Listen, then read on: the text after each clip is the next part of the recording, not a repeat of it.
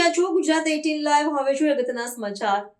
અમરેલી જિલ્લાના ચલાલા નગરપાલિકામાં ભાજપ શાસિત પાલિકામાં પાલિકા પ્રમુખ નૈનાબેન વાળાએ રાજીનામું આપતા બોલાવેલી સામાન્ય સભામાં ઉપપ્રમુખ સામે અવિશ્વાસની દરખાસ્ત તોડી ગઈ હતી અને સભ્યોએ ઉપપ્રમુખ યથાવત રાખ્યા.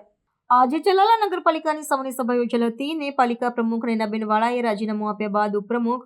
પ્રવીણ માલવિયા સામે 19 સભ્યોએ તરફેણમાં મતદાન કરતા ઉપપ્રમુખ યથાવત રહ્યા હતા.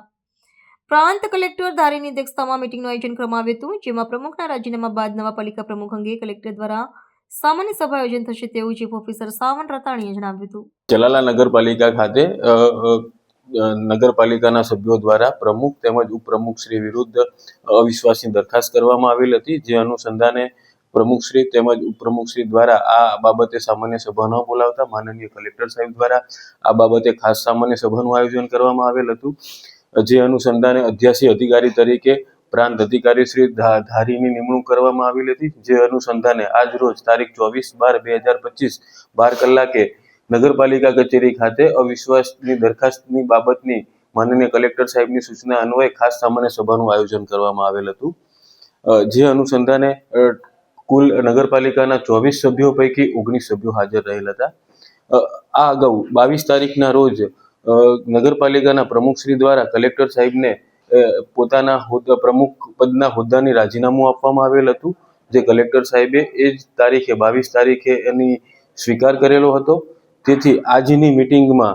પ્રમુખશ્રી સામેની અવિશ્વાસની દરખાસ્તની કોઈ કાર્યવાહી કરવાની રહેતી નથી, તેમજ ઉપપ્રમુખની સામે અવિશ્વાસની દરખાસ્ત બાબતે ટોટલ 24 સભ્યોમાંથી 19 સભ્ય હાજર રહેલ હતા અને આ દરખાસ્તના અનુસંધાને તમામ હાજર રહેલ 19 સભ્યોએ અવિશ્વાસની દરખાસ્તની વિરુદ્ધમાં મતદાન કરેલ, એટલે કે ઉપપ્રમુખશ્રીને એમના હોદ્દા ઉપર ચાલુ રાખવા માટે મતદાન કરેલ છે. આથી ઉપપ્રમુખશ્રી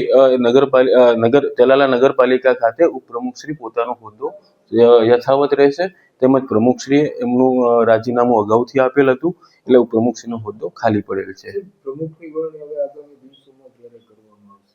આ બાબતે નગરપાલિકા દ્વારા માનનીય કલેક્ટર સાહેબને રિપોર્ટ કરવામાં આવશે અને માનનીય કલેક્ટર સાહેબ આ બાબતે